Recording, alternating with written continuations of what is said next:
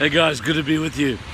We're talking in James chapter 1 right now, and we're talking about a passage that is quite intriguing. In James chapter 1, he talks about a special liberty, and I just want to refer you to this verse. He talks about the guy who looks in the mirror, walks away, and forgets what he's seen. But the guy who's serious about God is someone that says this. He immediately forgets what kind of man he was, but he looks into the perfect law of liberty and continues in it, and is not a forgetful hearer but a doer of the word.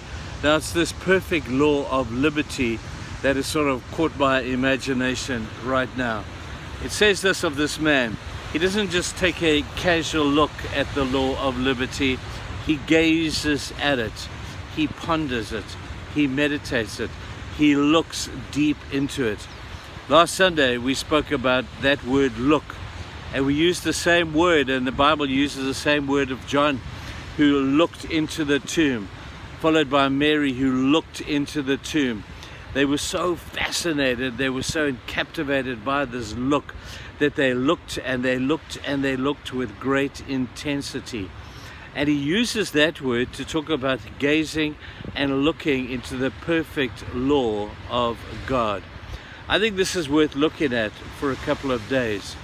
If you look into Psalm 119, it talks about this perfect word of God, this perfect law of God. And he says in this beautiful psalm, that's the longest psalm in the book, the first verse of this beautiful long psalm goes like this: Blessed are they whose ways are blameless, who walk according to the law of God. These are not people who take a casual look into the law. It's not people who say, well, let me just read about it. Let me just look at it on Sunday when I go to church. They gaze into it. They say, what is it that is so captivating about the law of God? We've got to understand, people, that God has given us his law. And I've got to tell you, he's the best person to give us the laws, because after all, he was the one who made us. He's the one who's created us the way that we are.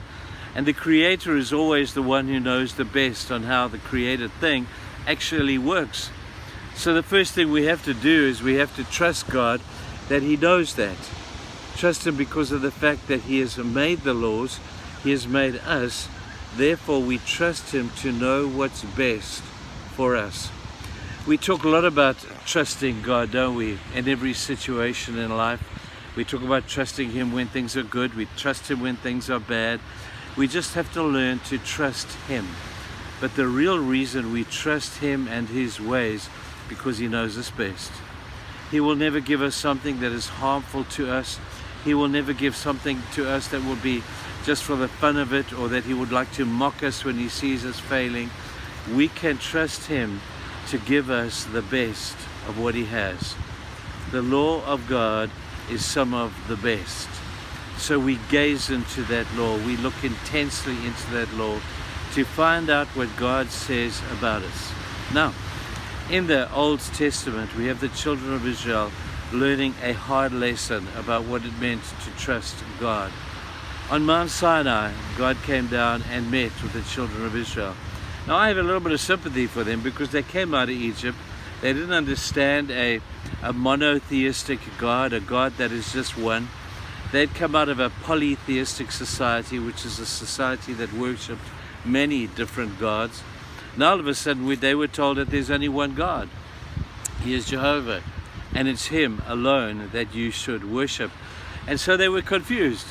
They'd come out of worshiping gods that they had no idea what these gods really wanted. They knew that there was sacrifice to be made, and now they encountered a God who said, I need to show you and tell you specifically what I hate and what I love. And so when Moses met this God on Mount Sinai, and God gave to him the engraven word of God, the laws of God, as we know it's the 10 Commandments, he was basically saying to mankind, if you want to know what I'm like, this is what I don't like. If you want to know what I love, this is what I love.